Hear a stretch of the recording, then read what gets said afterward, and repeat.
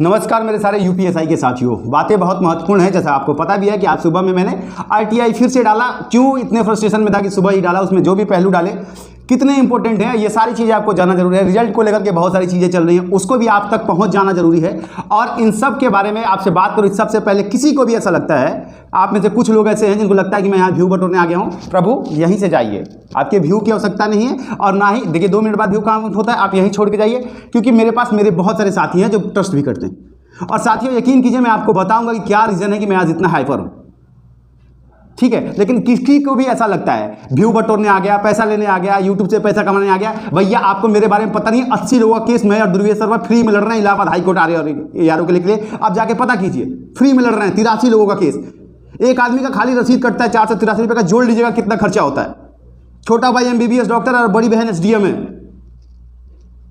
ठीक है। जरूरी नहीं है कि हर आदमी पैसा कमाने के लिए आता है, सोशल सर्विस नाम की भी कोई चीज होती है।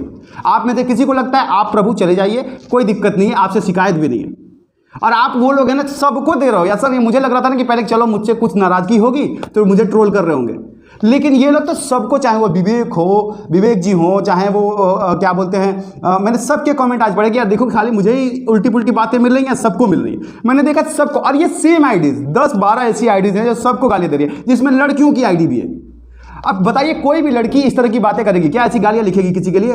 आप लड़कियों को भी बदनाम कर रहे हैं, दूसरों की आइडेंटिटी के पीछे छुप करके आप उल्टी सीधी बातें कर रहे हैं। ये सारे लोग बड़े लोग हैं और ये लोग आपकी बातें बर्दाश्त करेंगे, क्योंकि इनको अपना क्लास भी चलाना रहता है। मुझे अपना कोई क्लास नहीं चलाना है, तो मैं बर्दाश्त नहीं करूंगा। जब मैं यूट्यूब पे नया था ना, तो मैंने 90-91 लोगों को ना जूते के लिए पैसे दिए थे, ठीक है। जोड़ लेना कितना होता है, ये सब मैं बोलना नहीं चाहता था, लेकिन ये जो आ रहा है ना चिल्लम चिल्ली आप लोगों का। ऐसे ही आज जब मैंने RTI डाला साथियों, आप सबको बताओ, उसमें भी 1-2 लोगों ने कमेंट किया क्या कर लिया RTI करके, पब्लिसिटी स्टंट। अरे आप लोग दरोगा बनने वाले हैं, आपको पता है कि RTI का जो जवाब है, जो आपके लिए किसी काम का नहीं है, वो कोर्ट में एडमिसिबल एविडेंस होता है। उसके दम पर हम जाकर के बात कर सकते हैं कि RTI में ये जवाब मिला है, फिर इसी वजह से ये रिजल्ट आना चाहिए। ये होता है मायने RTI का, कोर्ट मानती है उसको। पागल थोड़ी है जो RTI कर रहा है।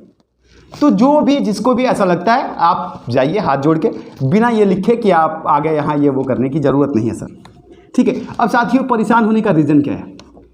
देखिए परेशान होने के कई सारे रीज़न हैं, सिर्फ एक होता तो मैं आपको बताता। एक तो मैं आप सबसे बहुत जुड़ा हुआ हूँ और आप सबको भी पता है कि कितने सारे लगातार कमेंट भी आते हैं, कितना इंस्टाग्राम, अभी तो टेलीग्राम में भी जुड़े हैं तो वहाँ से भी पर्सनल मैसेजेस आ रहे हैं। कितने सारे लोगों की प्रॉब्लम है ना, मैं बता नहीं सकता। आज सुबह की एक ऐसी प्रॉब्लम है, उस लड़की की प्राइवेसी नहीं खोलना चाहता हूँ, लेकिन मुझे लिटरली रोना आ गया। ये जो सोशल आपका चल रहा है, मैंने जो RTI डाला ना, उसमें रिजल्ट और नॉर्मलाइजेशन के अलावा एक और सवाल डाला। मैं RTI टेलीग्राम में डाल दूंगा, ऑलरेडी मैंने अपने कम्युनिटी में पोस्ट कर दिया, और वीडियो के एंड में कोशिश करूंगा कि मैं इसको डाल दूं। हालांकि मेरी एडिटिंग इतनी अच्छी नहीं है, पर फिर भी वीडियो के एंड में वो डाल दूंगा। एक महत्वपूर्ण क्वेश्चन है जो आप कभी नोटिस नहीं करते हैं साथियों, जरा सोचिए कितनी बार आपका शोषण होता है। हर बार जैसे बड़ी बड़ी परीक्षाएं आती हैं, आप परीक्षा देते हैं, रिजल्ट का इंतजार करते करते फिर उसमें धांधली, फ्रस्ट्रेशन, एक ऐसा मैकेनिज्म क्या नहीं होना चाहिए? मैंने अब खुद को इसके लिए तैयार कर लिया है कि अब इस मैकेनिज्म पे भी काम करना है। उत्तर प्रदेश पुलिस भर्ती बोर्ड ऐसा एक एग्जाम कैलेंडर क्यों नहीं जारी कर सकता है जिसमें पहले से ही सारी चीजें डिसाइड हो? आखिर इतने सारे अधिकारी हैं, मिलकर क्या इतना भी डिसाइड नहीं कर सकते हैं, जिससे विद्यार्थी जो अभी इस भर्ती में मान लीजिए 10,000 लोगों का सिलेक्शन होना, बाकी सारे लोग तो वैसे चले नहीं होंगे, अगली भर्ती की तैयारी करेंगे ना, 800 वाले की, 850 वाले की। तो फिर यही तो होगा ना, अगले एग्जाम, फिर अगले एग्जाम, और पीछे भी बार बार होता आ रहा है।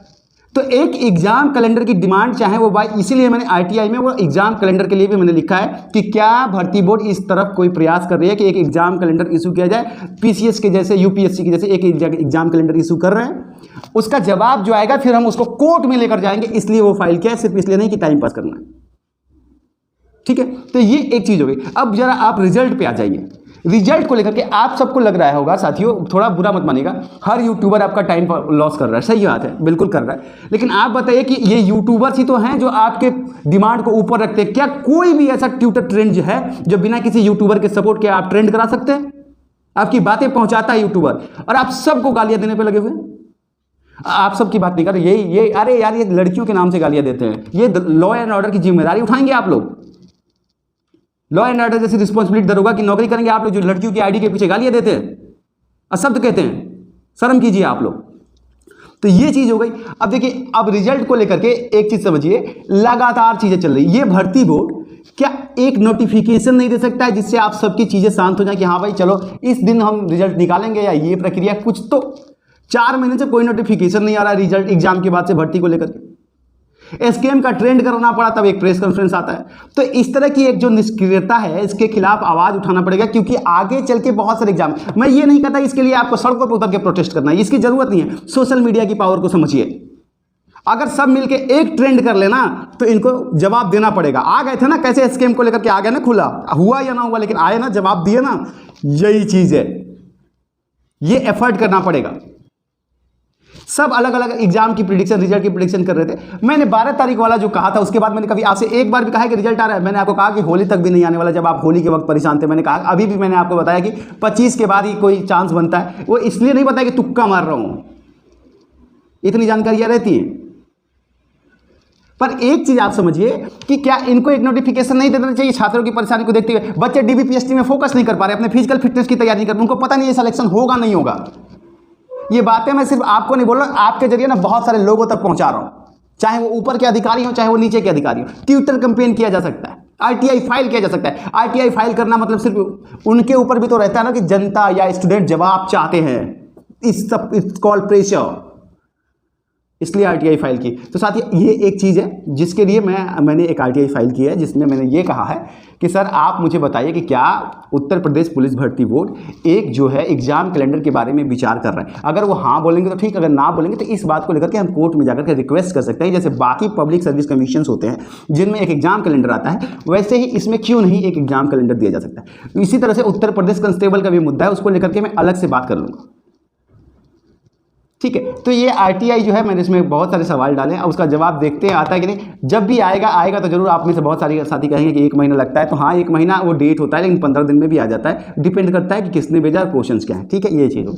अब रिजल्ट को लेकर के एक चीज़ आप सबको बताऊं कि देखिए, अब अभी तक तो आया नहीं है, 25 को ओथ सेरेमनी है। अब सेरेमनी होने के बाद इसमें एक और चीज़ जो निकल के सामने आ रही है कि देखिए, एक चीज़ क्लियर है कि कहीं ना कहीं जो है, जो पता ये लग रहा है कि रिजल्ट आने के बाद आपको पता है कि जिनका सिलेक्शन नहीं होगा, जिस भी साथी का सिलेक्शन नहीं होगा, उसको कहीं ना कहीं ये बात भी लगेगी कि कुछ ना कुछ गड़बड़ी हुई है, जिससे उसका नंबर नहीं आया डीबीपीएसटी के लिए। तो एक बड़ा सा हाइक हो जाएगा जो तुरंत से प्रोटेस्ट के लिए तैयार हो जाएगा।